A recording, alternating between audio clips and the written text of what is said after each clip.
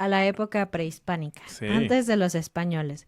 Muchas cosas que tenemos como parte de nuestra cultura mexicana son justamente esto, una mezcla entre lo indígena y lo español, ese momento en donde las dos culturas, los dos mundos chocaron. Pero no solo eso, sino que más adelante vas a ver que también tuvimos influencia de otros países, no solo de España. Pero todo comenzó en la época prehispánica. Allí ya se elaboraban ciertos tipos como de pan, pero se usaba maíz, Ujú. no se usaba trigo. Esa era una de las grandes diferencias con los españoles. Sí, recuerden que en la cultura prehispánica lo que abundaba era el maíz y por lo tanto, pues no solo se utilizaba como para las tortillas y todo esto, sino también se utilizaba como para esta cosa que yo diría que es como un primo lejano todavía del pan como lo conocemos hoy, pero algo muy interesante es que se utilizaba en ofrendas ceremoniales, ¿no? Ujú. Entonces, no era cualquier cosa. Cuando había ceremonias, la gente creaba este tipo pan, digamos, en Ujú. sus braseros. Entonces lo hacían, digamos, a mano, pero era comida para los dioses. Bueno, esto era particularmente especial durante el mes de mayo, que es cuando se recoge la cosecha, y se ofrendaba al dios Tlaloc, que es el dios de la lluvia, si no me Ujú. equivoco, había muchos dioses en la época prehispánica y no sé cómo funcionaba.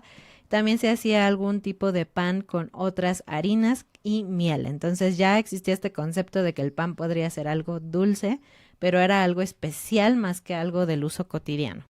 Así es. Y para esto se utilizó mucho los sistemas de molienda que inclusive hoy en día conocemos como el metate.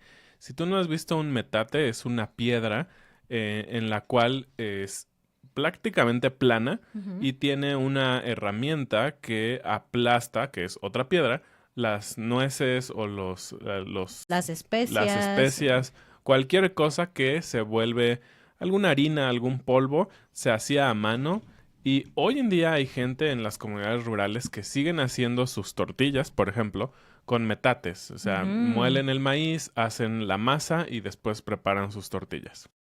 Y ahora nos brincamos rápidamente a la época colonial, que es justamente ya cuando nos colonizaron los españoles. La producción de pan, ya como pan, comenzó en México en 1525. Entonces, pues ya tiene mucho tiempo, Sí. ¿no? Y lo interesante es que se vendía en los mercados o en las plazas. No era tanto como que hubiera una panadería como hoy Ujú. en día, sino que se vendía al aire libre. Y era muy común que había como clasismo en el pan. Nos referimos a que sí había dos tipos completamente diferentes de pan, los que eran para la gente, digamos, de bajos recursos y para las clases altas.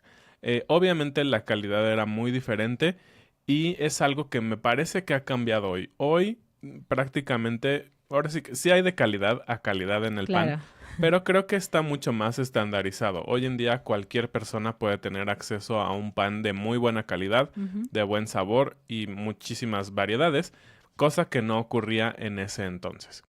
Y fue hasta el siglo XVI y XVII más o menos que con la llegada de los franceses, italianos, ingleses, un poco más de cultura europea que llegó a México, pues empezaron a perfeccionar sobre todo la técnica, ¿no? Y Ujú. poder crear esto que le llamamos la panificadora, ¿no? Que es todo el proceso, no solo de hornear el pan, sino justamente de las harinas, los productos refinados que se utilizan y sobre todo técnicas para hacerlo más rápido y más rico.